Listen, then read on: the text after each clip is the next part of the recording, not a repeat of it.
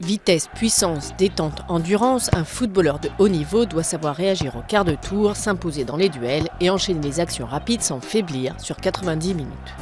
Toujours plus rythmés, les matchs se déroulent dans des espaces de plus en plus verrouillés. Depuis les années 80, le nombre d'actions intenses, courses rapides, sprints courts, a quasiment doublé et la puissance musculaire des footballeurs a considérablement augmenté. Être grand et costaud est clairement un atout pour un gardien dont la taille moyenne dans les clubs européens frôle 1m90. Il couvre mieux ses buts et peut impressionner l'adversaire.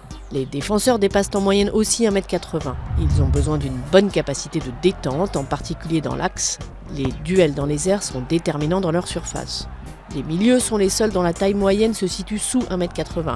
Il leur faut surtout une grande capacité d'endurance et de récupération. Ce sont eux qui parcourent les plus grandes distances en un match, plus de 11 km. Les milieux évoluant sur les côtés en particulier ont intérêt à avoir un cœur bien accroché pour pouvoir multiplier les courses à haute intensité dans les couloirs.